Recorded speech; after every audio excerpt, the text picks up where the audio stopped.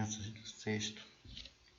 Na nossa aula de hoje, a aula de História, nós vamos estar falando sobre os primeiros habitantes do Brasil, né? Quem foram eles? Então, como nós vimos nas aulas anteriores, antes da pandemia, os primeiros povos, né, como eu expliquei para vocês, o ser humano ele vai surgir na África e a partir daí ele vai se espalhar pelo mundo. Com a América não foi diferente. Esse ser humano pré-histórico ele vai passar pelo Estreito de Bering, aquela parte que foi congelada no oceano, e vai povoar a América. E aqui no Brasil, esse nativo ele vai ser denominado de indígena, né? E ele vai passar a ocupar toda a região do Brasil. Esses indígenas eles vão se organizar socialmente, culturalmente, de formas diferentes, certo? Então, há 12 mil anos atrás, habitava o Brasil os paleoíndios. Quem eram esses? Os primeiros índios, né? Os primeiros nativos que aqui habitavam. E esses paleoíndios, eles vão fazer parte da megafauna. Aquele período aqui no Brasil que tinha a preguiça gigante, que tinha o tatu gigante, enfim, a megafauna, onde os animais eles tinham um tamanho, né, desproporcional para o que nós conhecemos hoje. E como é que isso torna-se verdade? A partir dos vestígios arqueológicos, né? Nas aulas de história nós também aprendemos, eu também expliquei para vocês, que o que são os vestígios históricos?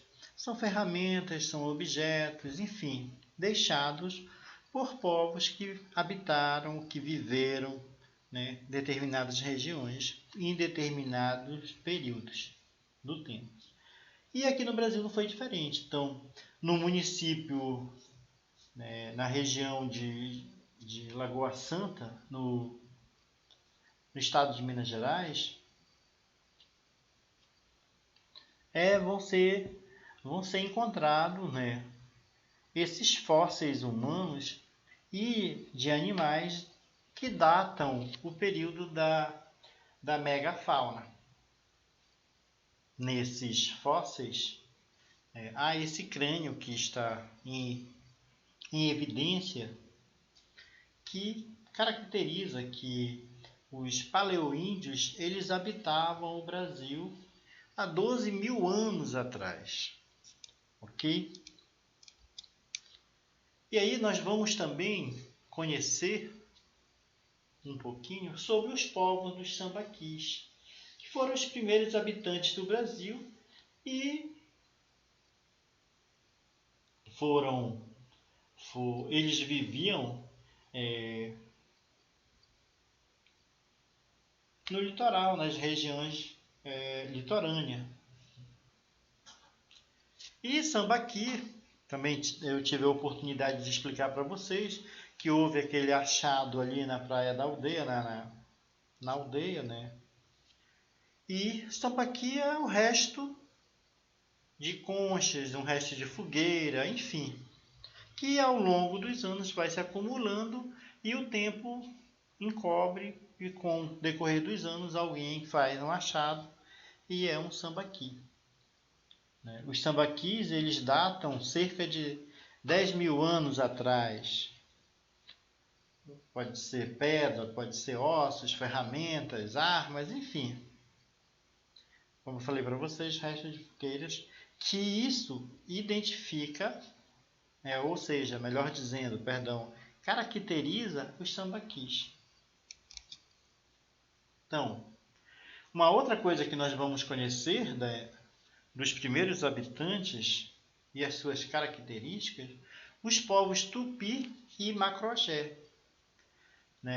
Esses povos eles vão ter uma semelhança, algo em comum, que são os troncos linguísticos. E o que são o tronco linguístico? Se vocês observarem aqui, tem duas ilustrações, de árvores, e se você for ver, os troncos linguísticos eles se assemelham, eles têm essa proximidade. Tanto o tronco linguístico Tupi quanto o tronco linguístico Macroxé. Correto? E os tupis eles vão habitar, o tronco linguístico Tupi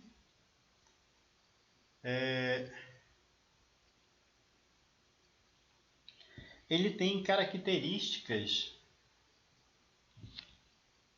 com os indígenas Arará, Guarani, Potiguará e Tupinambá, entre outras etnias,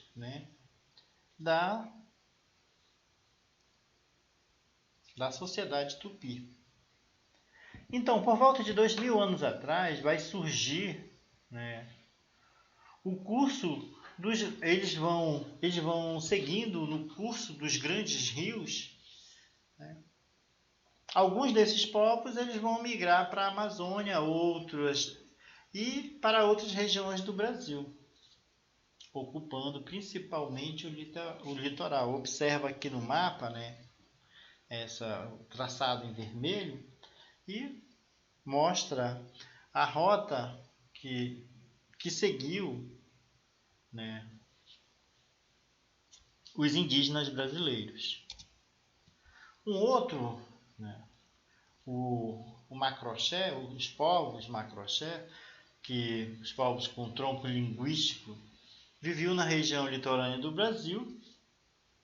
Quando os tupi passaram a ocupar essa mesma região, eles entraram em conflito com os tupi e muitos acabaram migrando para o interior. Ou seja, há um relato que quando os europeus chegaram, em especial os portugueses aqui no Brasil, estima-se que existia uma população de aproximadamente de 5 a 6 milhões de índios, com tronco linguístico entre 1.600 a 1.700 tronco linguístico, o dialeto diferente. E que eles também não viviam o tempo todo em harmonia. De vez em quando eles se estranhavam e rolava uma guerra entre eles. E após a colonização do Brasil, vão restar apenas 830 a 870 mil índios e aproximadamente 500 troncos linguísticos. Quer dizer, é uma redução.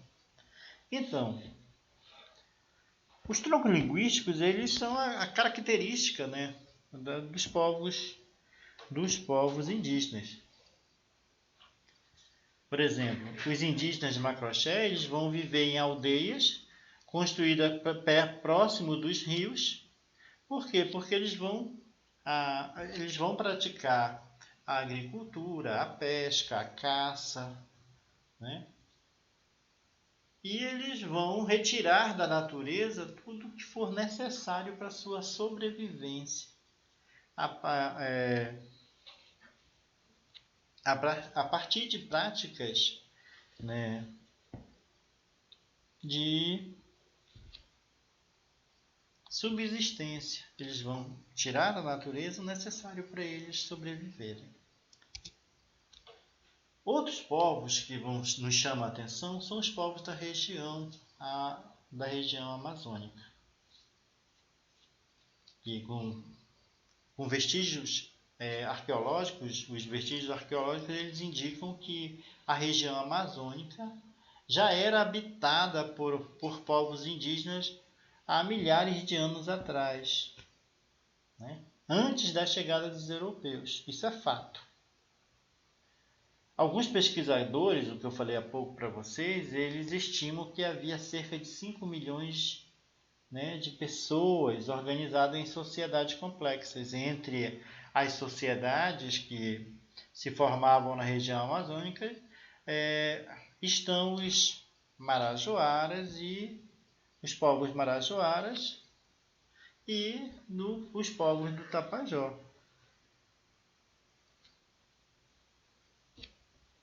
Pois bem, os marajoaras eles habitavam ilhas. Eles habitavam a ilha do Marajó, na foz do rio Amazonas, né? E eles ficaram conhecidos por técnicas de manejo das águas. Eles sempre construíam as suas aldeias às beiras dos rios e no período das cheias eles se deslocavam para áreas mais altas. Essas áreas eram chamadas de tesos. Os tesos tinham tamanhos variados, além de serem usados para habitação. Podia servir também como cemitério, como centros religiosos, entre outros vestígios dos Marajoara.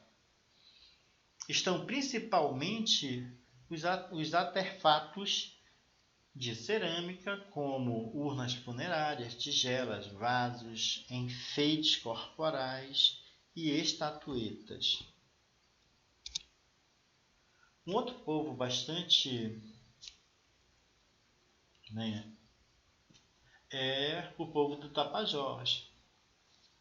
Eles vão viver na região da foz do rio Tapajós, no município de Santarém, no Pará. E por volta de 1000 anos atrás, eles vão praticar agricultura, vão cultivar produtos como macaxeira, milho, além de realizarem trocas comerciais com outros povos da região. Eles faziam parte de uma cultura, a cultura tapajônica, e eles ficaram conhecidos, né, pela sua produção de objetos em cerâmicas, os quais demonstram uma riqueza cultural desse povo. Há quem diga que os tapajônicos, né, os povos do Tapajós, o seu artesanato, a sua cerâmica, ela tem um detalhe tão rico, tão valioso, quanto um vaso de porcelana chinesa do século VIII, da dinastia Ming, enfim. De tão que eles são cautelosos, cuidadosos, enfim, nos mínimos detalhes. Crianças, eu também deixo para vocês que vocês resolvam. Dessa vez não vai ter atividade na plataforma. A única atividade que vai haver é essa do livro de vocês. Eu quero que vocês resolvam as atividades das páginas que estão aqui. E depois vocês postem essas atividades de volta na plataforma, que é para que eu possa fazer devida correção. Desde já, muito obrigado. E até o nosso próximo encontro.